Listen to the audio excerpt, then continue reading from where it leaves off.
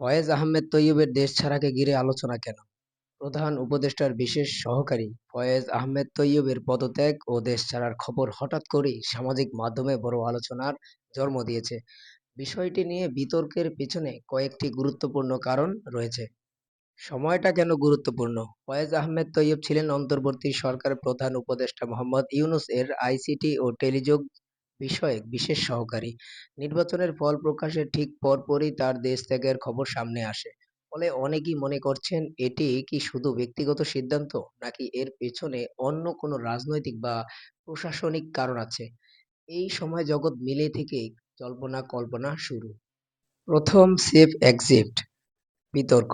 সামাজিক মাধ্যমে কেউ কেউ এটিকে অন্তর্বর্তী সরকারের কারো প্রথম সেফ এক্সিট বলে মন্তব্য করেছেন। অর্থাৎ সরকারের থাকা কেউ বিতর্ক বা চাপের মুখে দেশ ছাড়লেন কিনা এমন প্রশ্ন তুলছেন আপনাকে। তবে এটি মূলত জনমত ও অনলাইন আলোচনার অংশ।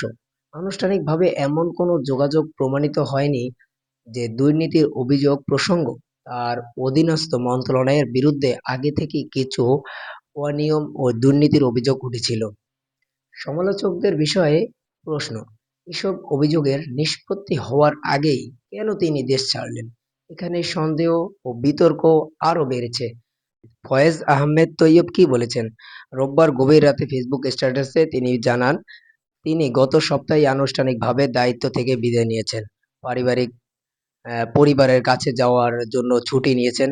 দেশে ফেরার জন্য রিটার্ন টিকেট কাটা আছে। অর্থাৎ তিনি এটিকে সামরিক সফর হিসেবে ব্যাখ্যা করেছেন। এছাড়া বিবিসি বাংলাকে দেওয়া বক্তব্যে তিনি দাবি করেন, আইন ও নীতিমালায় পরিবর্তন আপনার কারণে একচেটিয়া ব্যবসায়ী, মাফিয়া ও চোরা কারবারিদের স্বার্থ ক্ষুণ্ণ হয়েছে, তাই তার বিরুদ্ধে অপপ্রচার চলছে। এই বিতর্কের মূল কারণ তিনটি: নির্বাচনের পরপর দেশ ত্যাগ, পূর্বের দুর্নীতির অভিযোগ, রাজনৈতিক প্রেক্ষাপট ও সামাজিক মাধ্যমে দ্রুত ছড়িয়ে পড়া গুঞ্জন। এখন আপনার প্রশ্ন আপনি কমেন্ট বক্সে লিখে যান।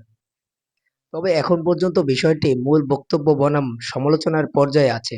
আনুষ্ঠানিক তদন্ত বা আইন সিদ্ধান্ত ছাড়া চূড়ান্ত কিছু বলা খুব কঠিন হয়ে পড়ে।